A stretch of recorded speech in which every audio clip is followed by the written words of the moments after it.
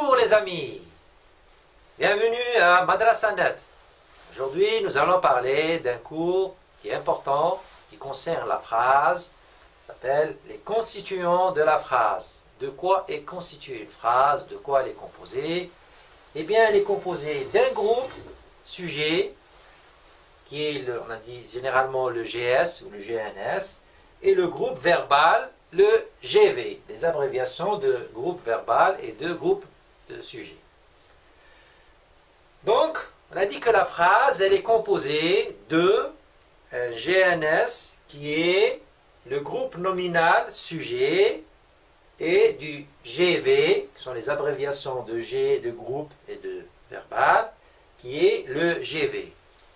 Nous allons essayer de comprendre ensemble qu'est-ce que ça veut dire le GNS et à quoi il sert, et le GV, à quoi il sert.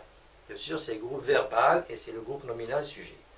Commençons par le groupe sujet qui est le GNS.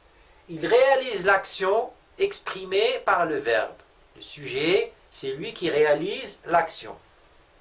Il est constitué d'un mot ou de plusieurs mots.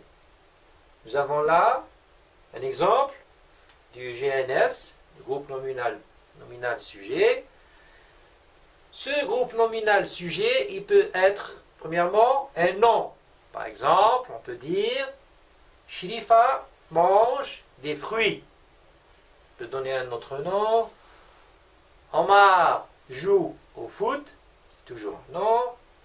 Il peut être aussi un groupe nominal, comme par exemple, le jeune enfant mange des fruits. Vous voyez bien, c'est un groupe de noms avec un nom et un adjectif qui forment le groupe nominal du sujet. Il peut être aussi un pronom, exemple, il mange des fruits. Ce il, c'est lui le sujet.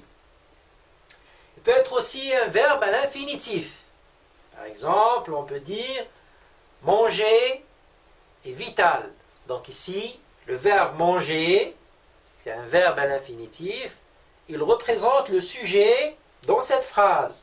Sujet, verbe, complément, composition de la phrase. Donc, manger étant un infinitif, peut être un groupe nominal sujet. Maintenant, passons au groupe verbal GV. Le groupe verbal, lui, est constitué d'un verbe, qui est parfois seul, ou bien d'un verbe avec une suite de mots. Il exprime l'action que fait le sujet. On a dit le sujet, il réalise l'action, et le verbe, c'est lui qui exprime l'action en elle-même. Nous avons un exemple. Ali, qui est le groupe nominal sujet, révise ses cours. Alors, révise, c'est le verbe, et la suite de mots qui vient avec révise, c'est révise ses cours. Révise ses cours, c'est tout ce qui accompagne le verbe. Donc, tout ça fait partie du groupe verbal GV. Nous allons illustrer tout ça par un petit exemple qui est l'oiseau vole. L'oiseau, c'est le groupe sujet. Et vole, c'est le groupe verbal.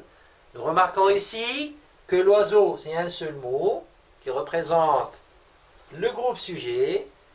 Et vole, c'est le verbe. Il est en un seul mot. C'est une phrase complète et compréhensible. L'exemple qui suit va nous montrer que le groupe sujet peut être constitué de deux mots. Le petit oiseau, donc on a rajouté un petit adjectif à oiseau, ce qui fait que le groupe nominal sujet, maintenant, il est composé de deux mots. Vole d'une branche à une autre.